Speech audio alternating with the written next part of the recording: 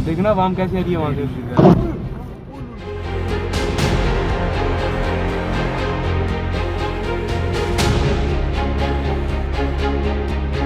Boycott Turkey, a hashtag that started as a ripple online, is now turning into a full-fledged economic campaign. And behind it, a growing wave of anger in India over Turkey's open support to Pakistan, a terror state.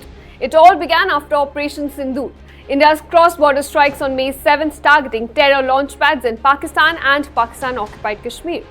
So as global reactions poured in, Turkey's foreign minister also issued a statement, a sharp rebuke warning that India's actions could escalate into a broader conflict.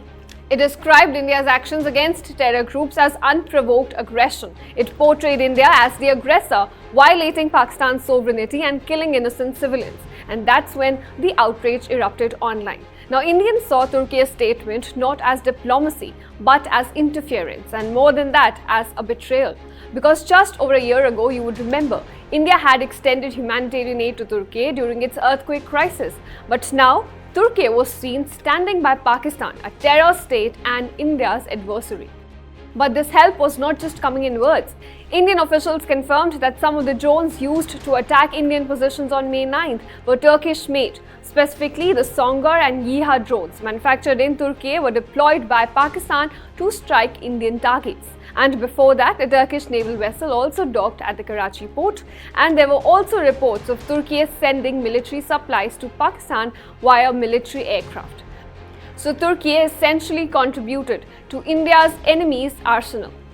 And it is not backing down even now. Recently, the Turkish president posted on Twitter saying the country will support Islamabad in good and bad times, thus pledging unconditional support to Pakistan. So the outrage against Turkey became a movement online, and the message was very clear. India helped Turkey in its darkest hours, and Turkey helped Pakistan in ours. So these wasn't just tweets, it was a turning point. Major travel platforms acted quickly. Ease My Trip advised travelers to avoid non-essential trips to Turkey, and soon after, Cox & Kings, Exigo, Travomint, Goa Villas, Clear Trip all suspended new bookings to Turkey. Now for Turkey, this isn't just a PR crisis, it's an economic threat. In 2024, more than 2.75 lakh Indian tourists visited Turkey, contributing about 3,000 crore to its tourism economy. And now that number will plummet. And it doesn't stop at tourism.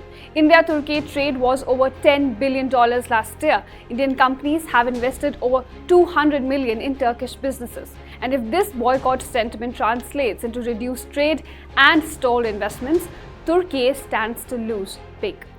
Other sectors expected to get impacted by all of these sentiments rising against Turkey include hospitality and agricultural exports.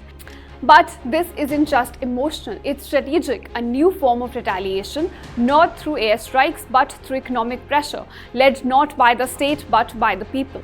But another important question comes up. Why is Turkey supporting Pakistan at this juncture? Well, the Turkish president has long spoken of reviving the Ottoman Empire, a global Islamic caliphate where he leads. It's a vision that's deeply embedded in his foreign policy, and Pakistan here plays a crucial role in it. Now, Pakistan is a nuclear-armed state, it's a major military power and a key player in the Muslim world. So Erdogan sees it as a strategic ally to help establish his vision of a modern Ottoman Empire under Turkey's leadership. A case in point, the Ottoman Caliphate, founded in the 13th century, was a major part of the Sunni Islamic Caliphate under the Ottoman dynasty in the Ottoman Empire. At its peak, the empire ruled Egypt, Greece, Turkey, Romania, Israel, Lebanon, Syria, and a large part of the Arabian Peninsula. And this was from 1517 to 1924. However, its collapse was triggered during the First World War, after which the Ottoman Caliphate ended, giving birth to modern-day Turkey. So, as Ankara continues to support terror activities against India, New Delhi's message is clear. Any nation that sides with Pakistan-sponsored terror must face consequences on all fronts. So as India's geopolitical posture hardens, public sentiment is doing its part. And now Turkey is learning firsthand that when India decides to respond, it doesn't just take the military route. It responds where it hurts the most. Thank you so much for watching this video. Stay tuned to India Today Global, where we simplify geopolitics for you.